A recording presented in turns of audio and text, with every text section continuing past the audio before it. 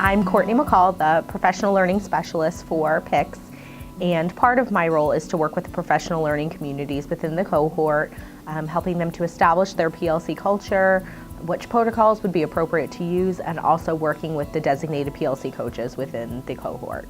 We had our very first PLC Coaches Meeting of the year, and this was a wonderful opportunity for 7 coaches to come together to collaborate and just have a full day of working, practicing protocols, collaborating together, sharing successes on how to establish a PLC culture. We did 3 protocols, and the first protocol we did was a chalk talk on what is a PLC, and the intent behind this was for the PLC coaches to collectively come up with a definition of what a high-functioning professional learning community is and does, which will then be our guiding definition throughout the course of the year. We then moved into a 4A's protocol with an article about innovators as collaborators, and the third protocol was a student work protocol, the Collaborative Assessment Conference. This meeting is a great opportunity for professional learning for the coaches.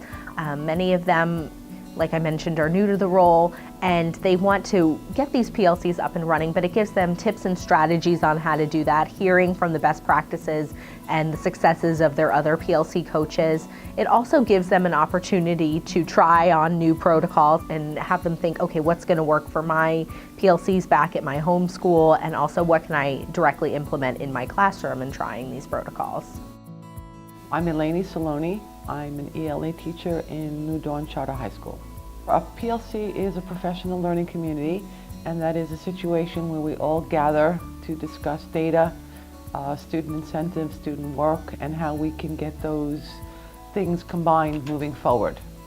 It helps a teacher not only in her own classroom, but it helps, like myself who's PLC coach, to inspire and guide other teachers in their craft. My advice for starting professional learning communities, it would be to start small and not get too ambitious on, trying to do so many protocols and accomplish too much. Just picking something as your focus and starting small and selecting an appropriate protocol or discussion guide to go with the PLC meeting. And I also would encourage PLCs to meet in an interdisciplinary capacity. So people, I think, tend to think, oh, I can only meet with my grade level or my subject area, but really look to your colleagues and the school as a whole to get their perspectives on things. And my final advice would be to not shy away from looking at student work. It's a great source of data. It yields a lot of excellent next steps that you can put in place in your classroom.